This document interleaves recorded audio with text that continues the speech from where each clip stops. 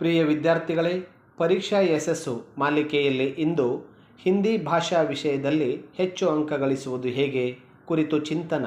ಪ್ರಸ್ತುತಿ ಪ್ರಾಚಾರ್ಯರಾದ ಶ್ರೀ ಮಂಜುನಾಥ್ ಮರಿತಮ್ಮನವರ್. ಪ್ರೌಢಶಾಲಾ ಹಂತದಲ್ಲಿ ಹಿಂದಿ ಎಂದರೆ ಬಹುತೇಕ ವಿದ್ಯಾರ್ಥಿಗಳು ತೃತೀಯ ಭಾಷೆಗಿರುವ ಪಠ್ಯ ಎಂದು ನಿರ್ಲಕ್ಷ್ಯ ಮಾಡಿಬಿಡುತ್ತಾರೆ.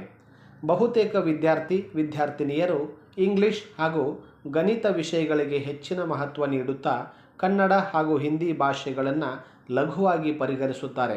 ಆದರೆ ಶೈಕ್ಷಣಿಕ ವರ್ಷದ ಒಟ್ಟಾರೆ ಫಲಿತಾಂಶವು ಉತ್ತಮವಾಗಿ ಬರಬೇಕು ಎಂದರೆ ಅಧ್ಯಯನಕ್ಕಿರುವ 6 ವಿಷಯಗಳಿಗೆ ಸಮಾನ ಪ್ರಾತಿನಿಧ್ಯ ನೋಡಬೇಕು. ಹಿಂದಿ ನಮ್ಮ ರಾಷ್ಟ್ರಭಾಷೆ. ಹಿಂದಿ ಭಾಷಾ ವಿಷಯದಲ್ಲಿ ಆಸಕ್ತಿ ಹಾಗೂ ಶ್ರದ್ಧೆಯಿಂದ ಅಧ್ಯಯನ ಮಾಡಿದರೆ ಸುಲಭವಾಗಿ ಎಲ್ಲ ವಿಷಯಗಳಿಗಿಂತ ಹೆಚ್ಚು ಅಂಕ ಗಳಿಸಬಹುದು. ಶಾಲೆಯಲ್ಲಿ ಶಿಕ್ಷಕರು ಹಿಂದಿ ಪಾಠ ಬೋಧನೆ ಮಾಡಿದ ನಂತರ ಆ ಪಾಠವನ್ನು ಮನೆಯಲ್ಲಿ ಅಥವಾ ಹಾಸ್ಟೆಲ್ನಲ್ಲಿ 1-2 ಬಾರಿ ಓದಿಕೊಳ್ಳಬೇಕು. ಯಾವುದಾದರೂ ಅಂಶಗಳು ಅರ್ಥವಾಗದಿದ್ದರೆ ಮಾರನೇ ದಿನ ಶಿಕ್ಷಕರನ್ನು ಕೇಳಿ ತಿಳಿದುಕೊಳ್ಳಬೇಕು. ಬರೆಯುವಾಗ ಕಾಗುಣಿತ ದೋಷಗಳು ಆಗುವುದು ಸಹಜ. ಯಾವ ಪದವನ್ನು ಹೇಗೆ ಬರೆಯಬೇಕು ಎನ್ನುವುದನ್ನು ಸ್ಪಷ್ಟ ಮಾಡಿಕೊಳ್ಳಲು ನೀವು ಬರೆದು ಅಭ್ಯಸಿಸಬೇಕು. ಸುಮ್ಮನೆ ಓದಿಕೊಂಡು ಹೋದರೆ ಸಾಕಾಗುವಲ್ಲ. ಓದುವಾಗ ಹಿಂದಿ ಶಬ್ದಕೋಶವನ್ನು ಪಕ್ಕಕ್ಕಿಟ್ಟುಕೊಳ್ಳಿ. ಗದ್ಯಪಾಠ ಅಥವಾ ಪದ್ಯಪಾಠಗಳಲ್ಲಿನ ಹೊಸ ಪದಗಳ ಅರ್ಥವನ್ನು ತಿಳಿಯುತ್ತಾ ನಿಮ್ಮ ಶಬ್ದ ಭಂಡಾರವನ್ನು ಹೆಚ್ಚಿಸಿಕೊಳ್ಳಿ. ಪ್ರಿಯ ವಿದ್ಯಾರ್ಥಿಗಳೇ, ಗದ್ಯ ಪದ್ಯಗಳ ಭಾವಾನುಭಾವವನ್ನು ಹಿಂದಿ ಭಾಷೆಯಲ್ಲಿ ಹೇಳಲು ಪ್ರಯತ್ನಿಸಿ. ವಿಷಯ ನೆನಪಾಗದೆ ಹೋದಾಗ ಅಥವಾ ಶಬ್ದಗಳಿಗೆ ತಡಕಾಡುವಂತಾದಾಗ ಪಠ್ಯಪುಸ್ತಕವನ್ನು ತೆಗೆದು ನೋಡಿ ಮತ್ತೆ ವಿವರಿಸಲು ಪ್ರಯತ್ನಿಸಿ. ಪ್ರತಿಭಾ ಕಾರಂಜಿಯಂತಹ ಸಾಂಸ್ಕೃತಿಕ ಕಾರ್ಯಕ್ರಮಗಳಲ್ಲಿ ಹಿಂದಿ ಭಾಷಣ, ಹಿಂದಿ ಪ್ರಬಂಧ ಸ್ಪರ್ಧೆ, ಹಿಂದಿ ಧಾರ್ಮಿಕ ಪಠಣ, ಹಿಂದಿ ಆಶುಭಾಷಣ ಮುಂತಾದ ಕಾರ್ಯಕ್ರಮಗಳಲ್ಲಿ ಭಾಗವಹಿಸಿ.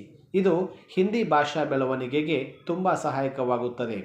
ಹಿಂದಿ ಭಾಷೆಗೆ ಸಂಬಂಧಿಸಿದ ಎಲ್ಲ ವಿಷಯಗಳ ತಯಾರಿಯನ್ನು 2 ಭಾಗಗಳಲ್ಲಿ ವಿಂಗಡಿಸಬಹುದು: ಸಾಹಿತ್ಯ ಮತ್ತು ವ್ಯಾಕರಣ. ಸಾಹಿತ್ಯ ವಿಭಾಗದಲ್ಲಿ ಕಥೆ, ಪ್ರಬಂಧ, ಪ್ರವಾಸಿ ಲೇಖನ, ಕವನಗಳಿರುತ್ತವೆ. ಇವುಗಳನ್ನು ಶಿಕ್ಷಕರು ಪಾಠ ಬೋಧನೆ ಮಾಡಿದ ದಿನಗಳಂದೇ ಓದಿಕೊಳ್ಳಬೇಕು. ಪ್ರತಿಯೊಂದು ಪಾಠದ ಮುಖ್ಯಾಂಶಗಳನ್ನು ಟಿಪ್ಪಣಿ ಮಾಡಿಕೊಳ್ಳಬೇಕು. ಈ ಮುಖ್ಯಾಂಶಗಳನ್ನು ನೀವು ಬಸ್ಸು, ರೈಲುಗಳಲ್ಲಿ ಪ್ರಯಾಣ ಮಾಡುವಾಗಲೂ ತಿರುವಿ ಹಾಕಬಹುದು. ಕಥೆ, ಕವಿತೆಗಳು ನಿಮ್ಮನ್ನು ಚಿಂತನೆಗೆ ಹಚ್ಚುವುದರಿಂದ ಹೆಚ್ಚು ಓದಿಸಿಕೊಳ್ಳುತ್ತವೆ. ಕಂಠಪಾಠಕ್ಕಿರುವ ಪದ್ಯಭಾಗಗಳನ್ನು ಕಂಠಪಾಠ ಮಾಡಿ ಸ್ನೇಹಿತರ ಮುಂದೆ ಹೇಳುವುದನ್ನು ರೂಢಿ ಮಾಡಿಕೊಳ್ಳಿ. ವ್ಯಾಕರಣದ ಪ್ರಶ್ನೆಗಳಿಗೆ ಪೂರ್ಣ ಅಂಕಗಳು ದೊರೆಯುವ ಸಾಧ್ಯತೆಗಳು ಹೇರಳವಾಗಿವೆ. ವ್ಯಾಕರಣದಲ್ಲಿ ಪ್ರಾವೀಣ್ಯತೆ ಪಡೆಯಲು ಸತತ ಅಭ್ಯಾಸ ಅವಶ್ಯಕ.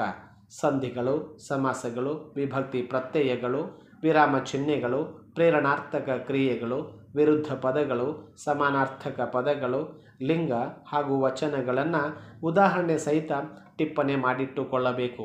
ಪರೀಕ್ಷೆ ಸಮೀಪಿಸಿದಂತೆ 2ರಿಂದ 3 ಬಾರಿ ಉಜಳನೆ ಮಾಡಬೇಕು.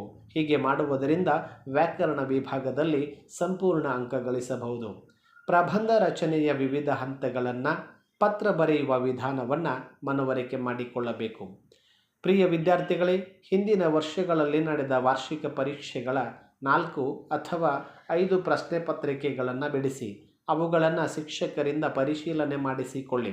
ಅವುಗಳ ಪೈಕಿ ವಾರ್ಷಿಕ ಪರೀಕ್ಷೆಯಲ್ಲಿ ಪ್ರತಿಶತ 60ಕ್ಕೂ ಹೆಚ್ಚು ಪ್ರಶ್ನೆಗಳು ಪುನರಾವರ್ತನೆ ಆಗುವುದಂತೂ ಖಚಿತ.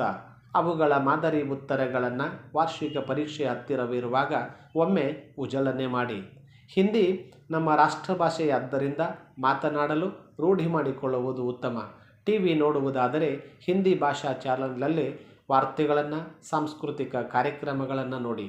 ಗೆಳೆಯರೊಂದಿಗೆ ಹಿಂದಿ ಭಾಷೆಯಲ್ಲಿಯೇ ಮಾತನಾಡುವುದನ್ನು ರೂಢಿ ಮಾಡಿಕೊಳ್ಳಿ. ಇದು ಹಿಂದಿ ಭಾಷಾ ವಿಷಯದಲ್ಲಿ ಹೆಚ್ಚು ಅಂಕ ಗಳಿಸಲು ನಿಮಗೆ ಸಹಾಯಕವಾಗುತ್ತದೆ. ಶುಭವಾಗಲಿ. ಧನ್ಯವಾದಗಳು.